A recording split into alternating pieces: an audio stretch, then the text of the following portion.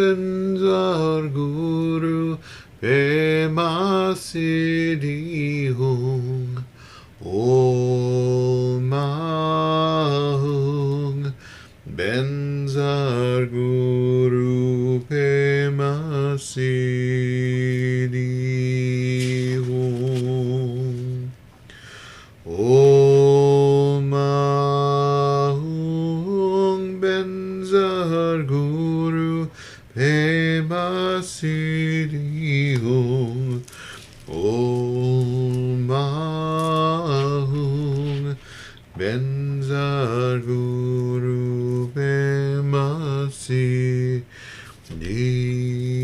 Hung Om Ahung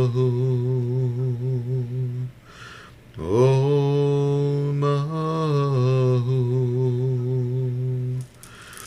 Om Ahung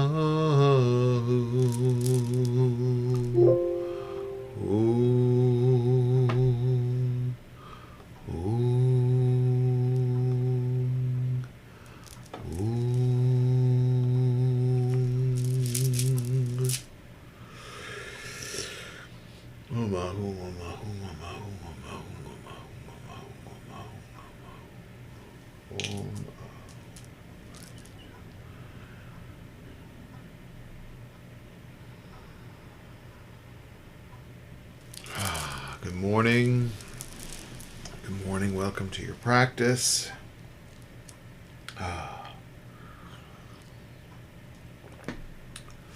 Let's begin, shall we? Remember that this practice that we are engaging in is about awakened awareness, turning our focus, our attention to this present moment is the important part. And we can see all the aspects and the aggregates and the components of our experience. We start there, so resist the need to think about the past or plan for the future, and just be here and now, present, awake, and aware. I'll begin with ringing the bell 3 times. And let that be a reminder to take your seat, to join this practice of awakened awareness in your own physical and mental bodies.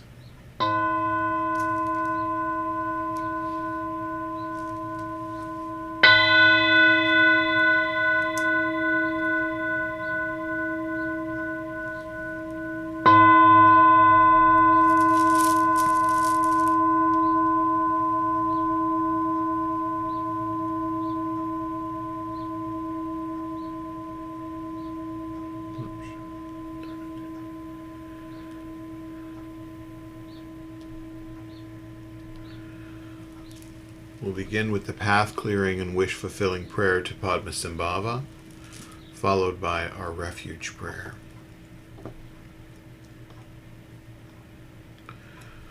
Dosum Sangye Guru Rinpoche Nungdru Kundak Dewa Chen Boja Barche Kunsel Dudu Drakpozel Solan Depsol Jinji Laptu Sol Chinang Sangwei Barche Jiwadang Sampalunji Drupal Jinjilu.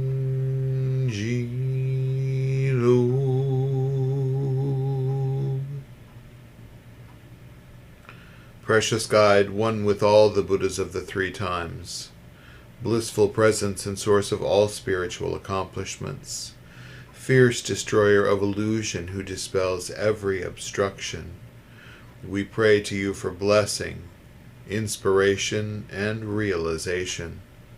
Please remove all outer, inner, and secret obstacles and spontaneously fulfill our aspirations.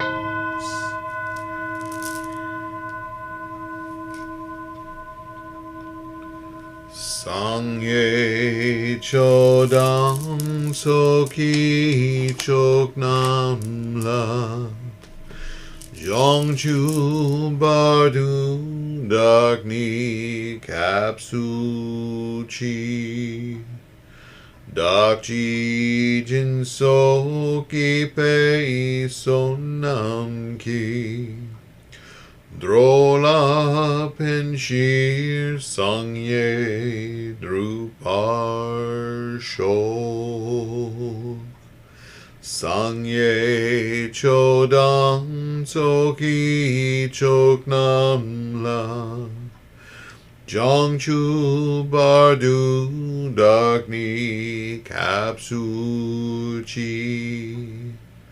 dakji jinso gipe sonam ki drola penshir sangye drupar sho.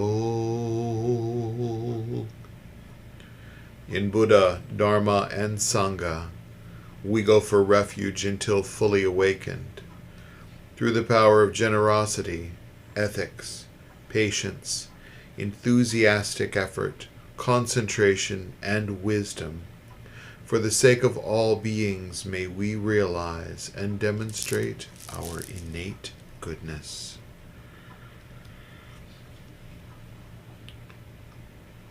The great yogi Milarepa sang, "My body is the holy mandala itself, wherein resides the Buddhas of all times. With their blessings I'm freed from all needs and attachments. By day and night I offer them up. Happy am I to do without material things, knowing that all beings in the 6 realms of samsara are inherently Buddhas, and all the 3 worlds, the self-creating, measureless Trikaya Palace. Whatever I do is the play of the Dharmadhatu, ultimate reality. Whoever I'm with is the Yidam deity. Wherever I stay is the Buddha's abode. Happy am I to forego outer supports, rituals, and symbols."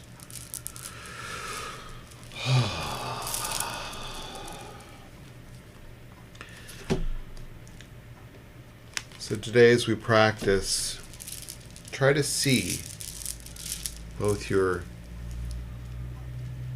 physical being, your ego being, and your mental or spiritual being, both together, ultimate reality and relative reality, both poles in this sphere of your awareness, neither less than the other. Important to understand that they are one, they are the same. So we can just relax and release and let ourselves just be here. Let the discomfort and comfort arrive and settle in the same place.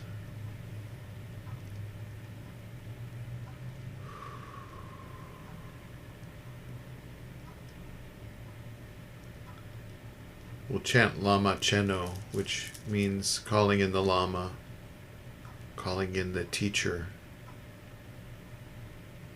More precisely means calling up our own inner teacher.